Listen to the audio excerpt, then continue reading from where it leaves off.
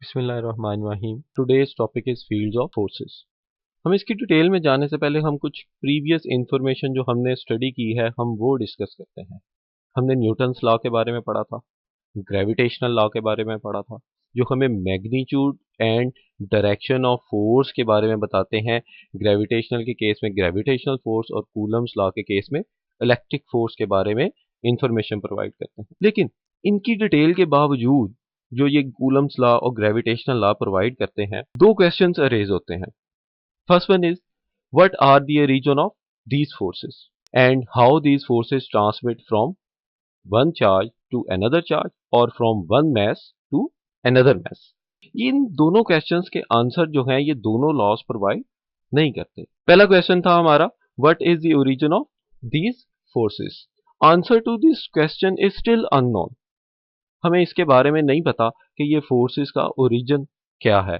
हमें ये तो पता है कि फोर्सेस एक्ट करती हैं, कितने मैग्नीट्यूड की हैं, क्या वैल्यूज हैं, किन डायरेक्शंस में हैं, लेकिन ओरिजिन के बारे में नहीं पता। इसीलिए हम इन फोर्सेस को बेसिक फोर्सेस ऑफ नेचर कहते हैं, जो कि इटसेल्फ एग्जिस्ट करती हैं। लेकिन सेकंड क्वेश्चन कि फोर्सेस किस तरह ट्रांसमिट होती हैं from one mass to another mass और from one charge to another charge, we can well define them. इसको एक्सप्लेन करने के लिए कि एक चार्ज से दूसरे चार्ज के ऊपर फोर्स कैसे एग्जर्ट होती है, फेराडेज ने अपना कंसेप्ट पेश किया। According to him, it is the intrinsic property that an electric field exist in space around the charge.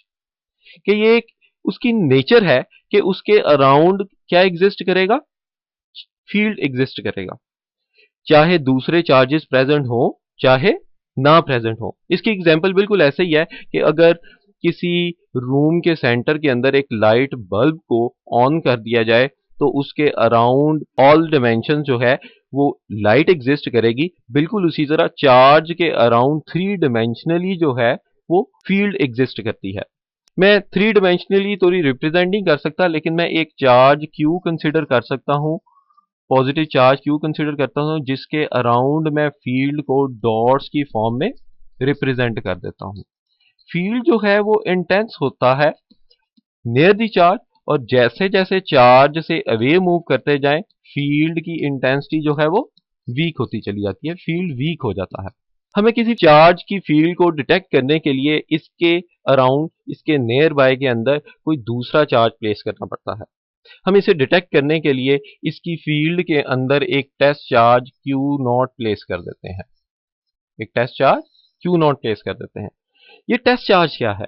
ये इतना स्मॉल चार्ज है कि जब इसे किसी की फील्ड में प्लेस किया जाता है तो वो उस चार्ज की फील्ड जिसमें इसे प्लेस किया गया है डिस्टर्ब नहीं करता, लेकिन इन्फ्लुएंस को, उसकी फील्ड को ऑब्जर्व करने के लिए यूज किया जाता है। अब हमें पता है अकॉर्डिंग टू कूलम्स लॉ, जब दोनों पॉजिटिव चार्ज एक दूसरे की फील्ड में प्लेस होंगे तो ये एक दूसरे को रिपेल करेंगे। तो चार्ज Q इस चार्ज Q नॉट के ऊपर फोर्स एग्जर्ट करेगा इन दिस डायरेक्शन। ये फोर्स का एग्जर्ट होना दो स्टेप्स के अंदर होता है। फर्स्ट स्टेप क्या है? The charge Q produces a field around it, and the second step the field interact with the charge Q naught to produce the force F। हम इस फोर्स की वैल्यू जो है फाइंड आउट कर सकते हैं by using this relation F is equal to Q naught into E, where E is the electric field intensity at that point where we have placed the charge Q naught। हम यहां से electric field intensity को define कर सकते हैं।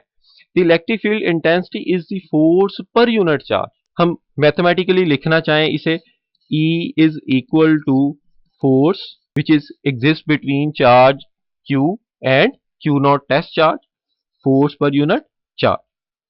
The SI unit of the electric field intensity are Newton per Coulomb, and the direction of electric field is the same as that of force। हमें पता है कि जो फोर्स एग्जिस्ट करती है बिटवीन टू चार्जेस उसे कूलम ने find किया according to the relation of coulomb.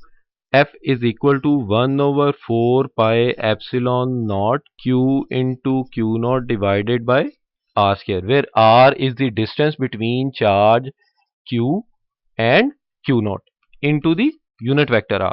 इस यूनिट वेक्टर की डायरेक्शन जो है वो यही होगी जो डायरेक्शन किसकी है, फोर्स की, जो हमने ये मेंशन की हुई है।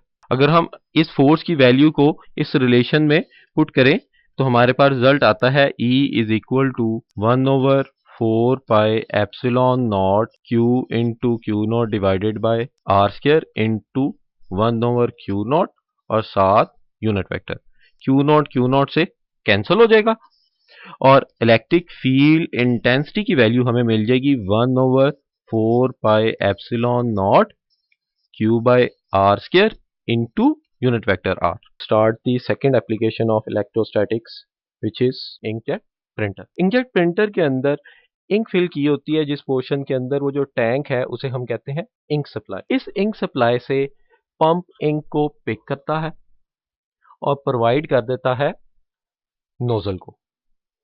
नोजल का पर्पस ये है कि वो इस इंक को ड्रॉपलेट्स की फॉर्म में स्प्रेड करती है। ये ड्रॉपलेट्स बहुत स्मॉल होते हैं और पेज के हर पोर्शन के लिए स्प्रेड किए जाते हैं।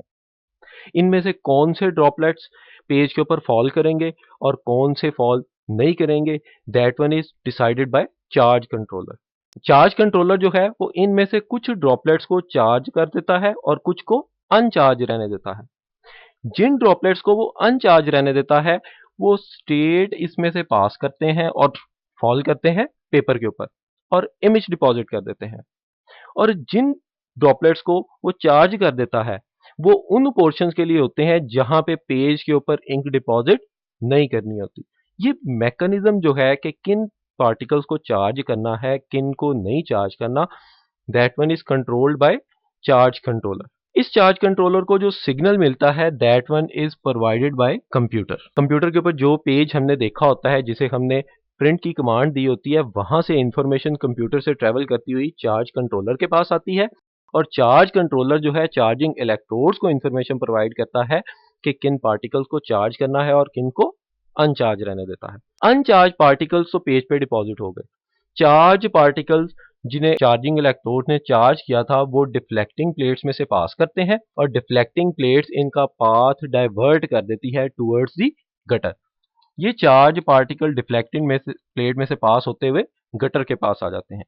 मिसाल के तौर पे अगर आपके पास कंप्यूटर स्क्रीन के ऊपर ये एक पेज है जिसके ऊपर सर्टेन टेक्स्ट लिखा हुआ है तो चार्जिंग इलेक्ट्रोड जो है वो इन पोर्शंस के जो पार्टिकल्स थे उन्हें चार्ज कर देगा तो वो चार्ज पार्टिकल डिफ्लेक्टिंग प्लेस में से पास करते हुए गटर में आ जाएंगे और जहां पे टेक्स्ट लिखा था उन पार्टिकल्स को अनचार्ज रहने देगा और वो स्ट्रेट पेपर के ऊपर डिपॉजिट हो जाएंगे। इस सारे मैकेनिज्म में इंक जेट की जो नोजल है वो सारे पेपर के ऊपर बैक एंड फोर्थ मूव करती है और पेपर के ऊपर इमेज डिपॉजिट कर देती है।